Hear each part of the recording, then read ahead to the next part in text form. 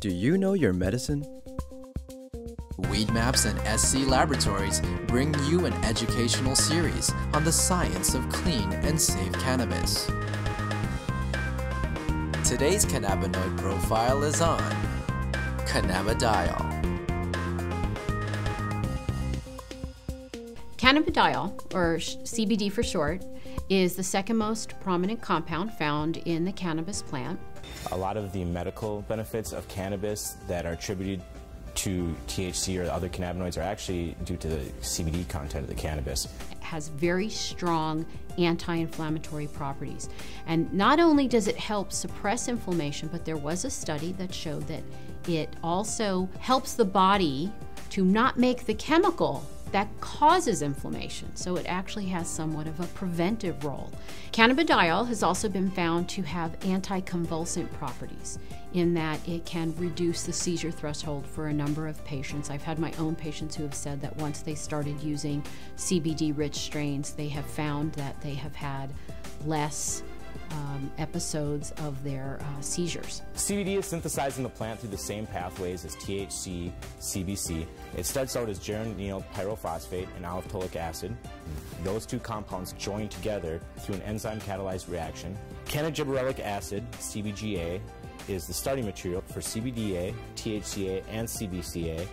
So CBDA synthase, if it's found in large enough amounts, will take this cannagibberellic acid and make it into cannabidiol carboxylic acid, which is CBDA. CBDA is CBD with a carboxylic acid attached to it. Now, with heat or through time, this carboxylic acid will naturally release from the compound as it is very unstable and become CBD. This process right here, where we lose this carboxylic acid, happens at about 80 degrees Celsius. A number of studies were done where they actually gave patients an overdose of THC to see what would happen when they then added CBD. And CBD completely turned around the negative effects of an overdose of THC without changing the levels of THC in the blood. So that means that CBD exerts its own medicinal, just doesn't reverse THC, it actually has its own medicinal properties. CBD has been found to cause cancer cells to what we call commit suicide while preserving the normal cells.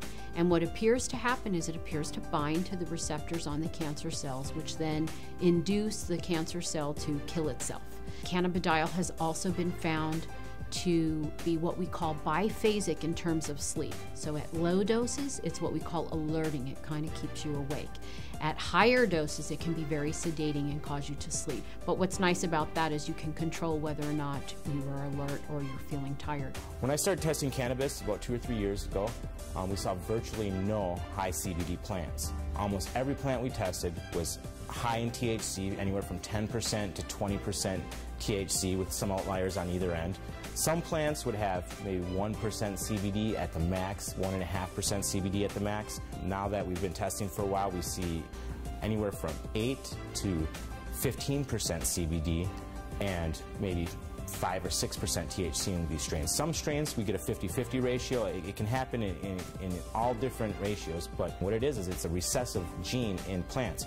So we have breeders have to actively go and try and breed this back into these plants and find these high THC plants that might have that high CBD gene locked away and breed them together and see what they find. And really the only way you can know if it's high CBDA is to test it. With testing and growers or breeders having access to that knowledge base, we see them coming back and reversing some of the trends of the last 30, 40, 50 years and breeding the CBD back into the plants. Now, there have been a number of studies that have looked at cannabidiol, CBD, exerting a protective property to damaged neurons.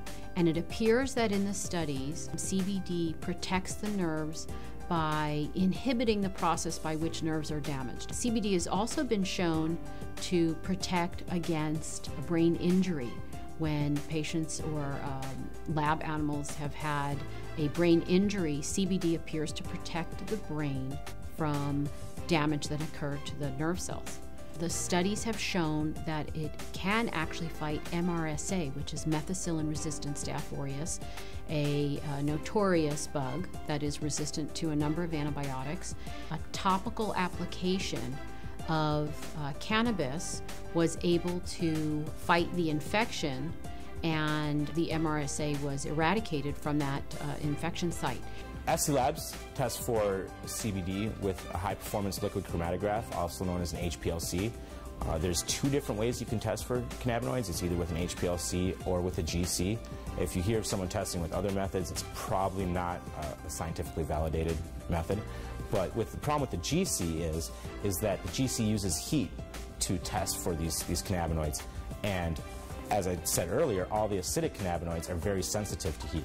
So the GC can give you no information about the acidic cannabinoids. It can only tell you about the non-acidic cannabinoids. The heat is decomposing these compounds. It's definitely decarboxylating all of them. And you're trying to measure it as these compounds are in a state of flux. And that's just, it's kind of fuzzy.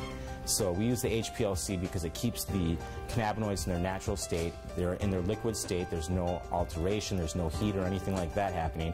And so we get a much more accurate and a much more realistic picture of what's actually in the sample that we're testing. One of the important things for people to understand about cannabidiol is it is not psychoactive. That means it does not change your mood, your mentation, the way that THC has psychoactive properties and can actually cause what we call the high. CBD does not do that. For patients who are not interested in the THC effect but are interested in the CBD effect, this is a terrific choice for them to have.